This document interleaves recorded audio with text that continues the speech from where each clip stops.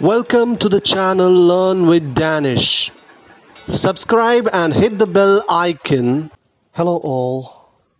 In the previous video we had a discussion on the Puritan writer John Milton, who lived during the time of King Charles I and Commonwealth and the Restoration time. It was in the year 1667 that he published his masterpiece, master epic poem, which is called Paradise Lost, which was written in order to justify the ways of God to men. We see that all theatres were closed down during the Commonwealth period. It was in the year 1660 that monarchy was restored by Charles II, who had fled to France during the Civil War.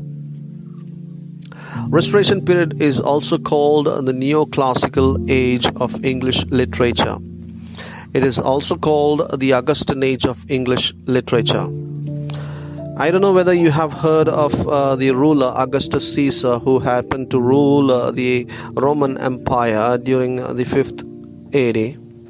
And he was considered to be one of the youngest rulers of Rome, and it was during his age that many classical literature flourished, or many writers from Greek and Romans actually come up with good literature. For example, Homer's Iliad, Odyssey were all written during the time of Augustus Caesar.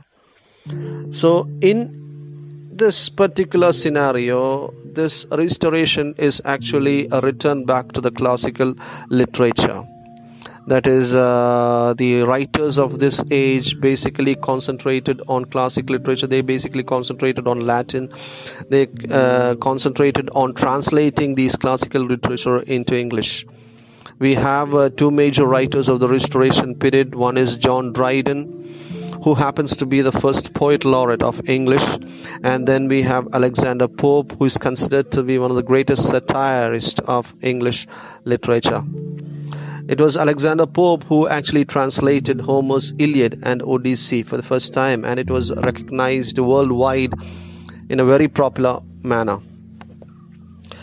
And that is why this age is known as Augustan age, or the neoclassical. Neoclassical in the sense in the new classical. Neo means new classical age of literature.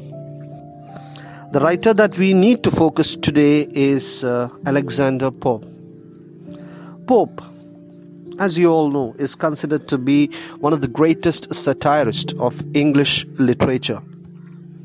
And he is often considered as the second most quoted writer in the Oxford Book of Quotations. Who is the first most quoted writer?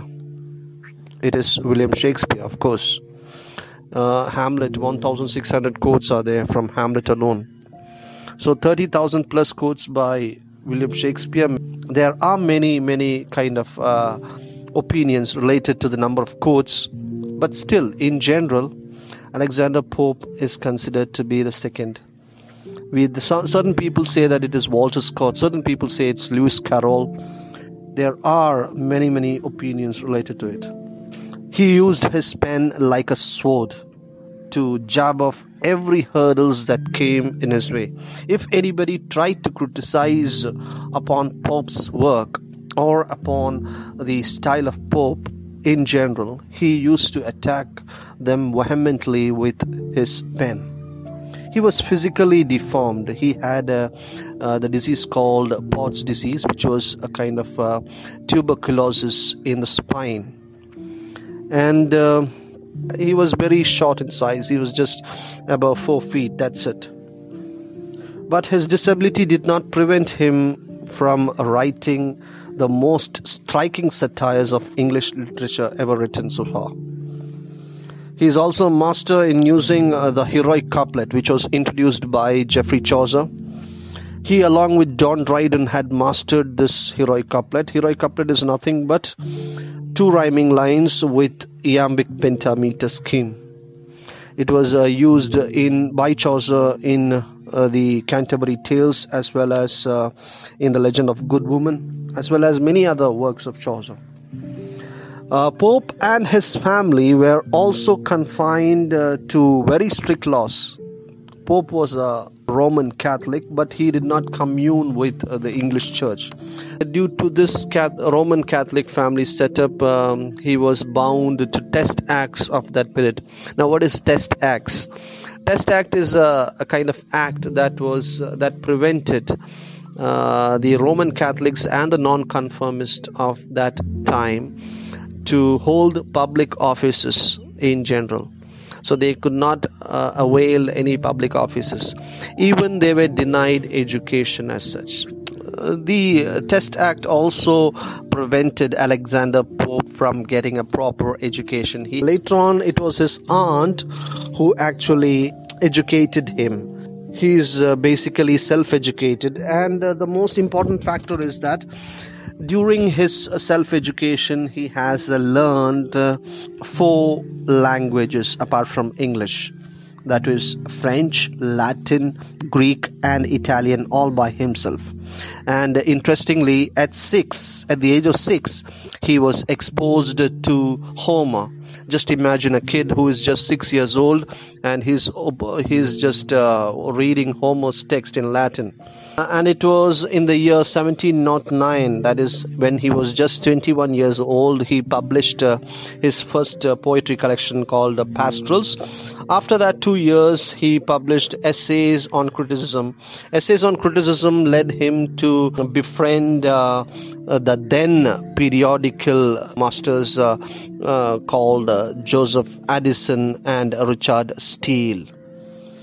Then in the year 1714, that is just 3 years after the Essays on Criticism, The Rape of the Lock was published. It was actually a satire based on high-class family choral system that was prevalent during the time.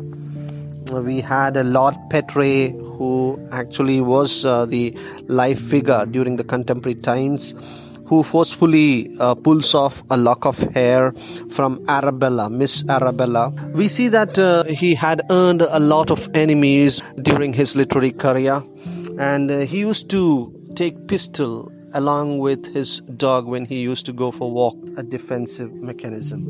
It was in the later time that he finished off his satire called Dunciad, and in Dunciad he attacked his contemporary. The first contemporary that he attacked was Theobald.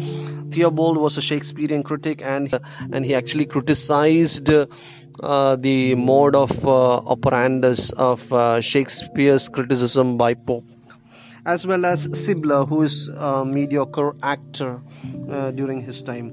But most of the vehement attack was done on the Whig politician Walpole.